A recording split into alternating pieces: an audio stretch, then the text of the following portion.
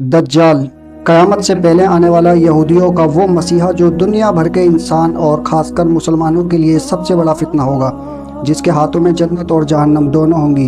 वो जिसे चाहेगा ज़िंदगी देगा और जिसे चाहेगा मौत देगा। वो लोगों से कहेगा मैं तुम्हारा रब हूँ, और अपने रब होने का यकीन दिलाने के लिए वो मुर्दों को ज़िंदा करेगा, आसमान से बारिश बरसाएगा, ज़मीन से फसलें उगाएगा। उसके कब्ज़े में सारी दुनिया के ख़जाने होंगे, यहाँ तक कि वो एक शख्स को मारकर उसे लोगों के सामने ज़िंदा करेगा।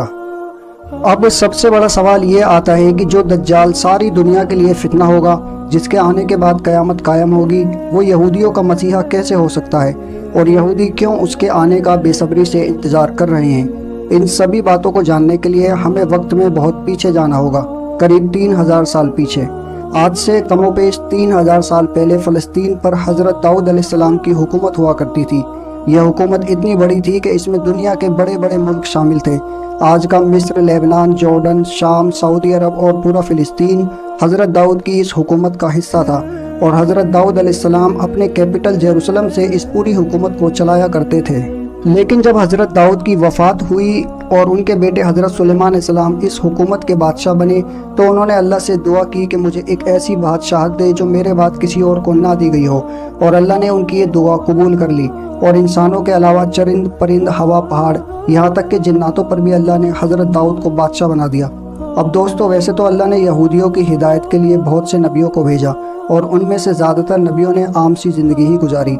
लेकिन हज़रत दाऊद और सुलेमान अलैहिस्सलाम ये दोनों नबी ऐसे थे जिन्हें अल्लाह ने नबूवत के साथ साथ हुकूमत भी अता की, और यहूदियों इन दो नबियों के दौर ही को अपना सुनहरा दौर समझते हैं। और यहूदी हज़रत सुलेमान अलैहिस्सलाम की हुकूमत की तरह एक बार फिर से ऐसी ही हुकूमत बनाना चाहते हैं, जिसे वो नाम देते हैं ग्रेटर इज़राइल का। और ग्रेटर इज़राइल में वो सभी मुल्क शामिल हैं जो हज़रत सुलेमान की हुकूमत का हिस्सा थे। लेकिन जब हज़रत सुलेमान की वफ़ात हुई तो सब कुछ बदल गया, और यहूदी कौम में बहुत से इख्तलाफ पैदा हो गए, जिसकी वजह से हुकूमत दो हिस्सों में बट गई, यहूदा और इज़राइल। यहूदा हज़रत याकूब अलैहिस्सलाम के बड़े बेटे का नाम था, और इसी की नस्ल से पैदा होने वालों को बाद में यहूदी कहा गया। इन्हीं यहूदियों की हिदायत के लिए अल्लाह ने वक्त वक्त पर अपने नबी भेजे, लेकिन इन यहूदियों ने हर बार उन नबियों की नाफरमानी की, उन्हें झुटलाया, उनका मजाक उड़ाया, और फिर आखिर में अल्लाह ने अजाब के रूप में इन पर इराक के जालिम बादशाह बख्त नसर को मुसल्लत कर दिया। बख्त नसर ने पूरे शहर में तबाही मचाई, हज़ारों यहूदियों को मारा, और हैकल सुलेमानी, जिसे टेम्पल ऑफ सोलोमन भी कहा जाता है, उसे गिरा दिया, और हज़ारों यहूदियों को गुलाम बनाकर अपने साथ बेबीलोन ले गया।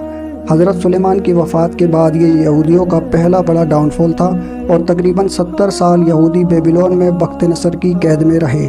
इसके बाद जब ईरान के बादशाह साइरस, जिन्हें हज़रत जुल्करनैन भी कहा जाता है, उन्होंने जब फ़िलिस्तीन को फ़तह किया तो तमाम यहूदियों को आज़ाद कर दिया और फिर से यरूशलेम में बसने की इजाज़त दी। यहूदी जब वापस यरूशलेम आए तो उन्होंने एक बार फिर से टेम्पल ऑफ सोलोमन बनाया, और इस बार उसे द सेकंड टेम्पल कहा गया। दोस्तों, यहूदियों की मुक़द्दस किताब तौरात में लिखा हुआ था कि एक मसीहा आएगा जो उन्हें एक बार फिर से हज़रत सुलेमान की हुकूमत की तरह उनकी सल्तनत कायम करवाएगा। अब तौरात के मुताबिक हुआ भी कुछ ऐसा ही। जब हज़रत ईसा अलैहिस्सलाम इस दुनिया में तशरीफ़ लाए तो वही यहूदियों के असल मसीहा थे, लेकिन यहूदियों ने हज़रत ईसा का इनकार कर दिया और रूमी हुकूमत के साथ मिलकर उन्हें सूली पर चढ़ाने की कोशिश की। लेकिन अल्लाह पाक ने अपने नबी को ज़िंदा आसमानों पर उठा लिया, और फिर से एक बार यहूदियों पर अल्लाह का अजाब आया। इस बार रोमी जनरल टाइटस ने यहूदियों को फ़िलिस्तीन से निकाल दिया, और कई सौ सालों तक यहूदी बेघर रहे, जिसकी वजह से यहूदी कौम बिखरने लगी। वो जहाँ भी जाते खुद को लोगों से अलग रखते, ना दूसरों से मिलते जुलते, ना ही उनके तौर तरीके अपनाते। यहूदी समझते थे कि वो खुदा के चुने हुए बंदे हैं। इसी वजह से यहूदी बहुत सी कौम के जुल्मों का शिकार हुए।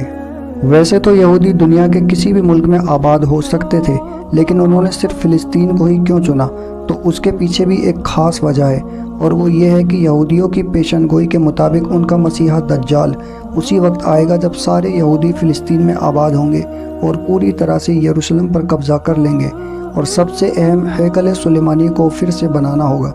इन्हीं शर्तों को पूरा करने के लिए आज यहूदी फ़िलिस्तीन के मुसलमानों पर जुल्म कर रहे हैं, उन्हें उनके घरों से निकाल रहे हैं ताकि एक बार फिर से हैकल सुलेमानी को बना सकें।